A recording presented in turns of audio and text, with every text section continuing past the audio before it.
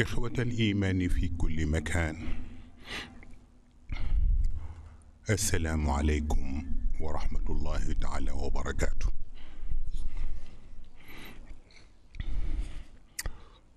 Vingt ans après, les symposiums sur la vie du prophète Mohammed sallallahu alayhi wa sallam vient d'ouvrir ses portes pour parler d'un homme en son image. Est-ce possible de dégager en si peu de temps une vie pleine d'énigmes, une vie dont le début dépasse la nuit des temps et la fin dépasse aussi de loin les limites de la mort. Un personnage clé dont les dispositions morales et spirituelles intimident le moi profond de tous les grands de ce monde. Sayyiduna Muhammad sallallahu alayhi wa sallam, ce grand, le plus grand des grands, qui n'a jamais cessé de tutoyer les sommets par une pureté si dangereuse, devant laquelle l'histoire retient son souffle. En ce mois béni, on célèbre l'anniversaire de la naissance de celui qui a changé des mondes, des hommes, des cultures et des civilisations millénaires. Un homme qui a changé même le changement. Tout change, nous dit-il. Il faut donc nécessairement, accompagné par des valeurs immuables, ce changement, nous confie le prophète. Face à ce changement, Seydi El Hadji Malick Sy, lui, refuse de singulariser les concepts, car savoir, vouloir, pouvoir doivent être synchronisés pour le meilleur, afin d'éviter le pire. Mais face à cette multitude d'opinions, un savant pose cette question.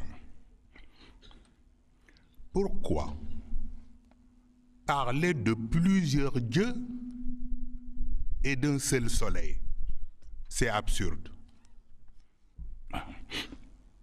Pour lui, une telle question s'adresse aux critiques qui disent du mal de tout. Donc, les lèvres menteuses ont tout pour se taire, dit-il, fin de citation. Certes, nous vivons dans une inflation perpétuelle des valeurs. Mieux vaut rester sur ses gardes, mais Dieu, lui, nous dit dans le Coran, accrochez-vous à cette perche tendue par Dieu, votre Seigneur, et unissez-vous. Mais cela ne veut pas dire être des marionnettes attachées tristement aux cordes des manipulateurs. Même la théorie des cordes inspirés par les savants.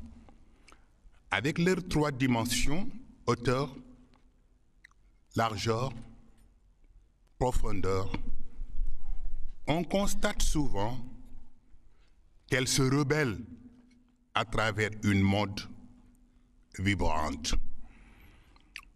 Pourquoi en Chine, malgré la multiplication des croyances, on respecte la vie plus qu'on respecte le moine? Parce que pour eux, jamais, jamais, l'habit ne fait pas le moine. Donc, notre Seigneur n'a ni patrie, ni ethnie, ni race. Mieux vaut rester partisan de Dieu sans être déiste. Raison pour laquelle le prophète de l'islam était toujours contre toute tentation tribale. Les symposiums qui commencent ce soir veut être conciliant avec les réalités de notre temps, tout en restant enraciné dans les valeurs profondes de la religion. Ces valeurs qui ont transité par trois étapes. Étape mystique, étape politique, qui font le troisième, alternance mystico-politique. Sayyidina Muhammad, sallallahu alayhi wa sallam, a été le seul auteur et le seul artisan de cette fameuse révolution qui s'appelle l'islam.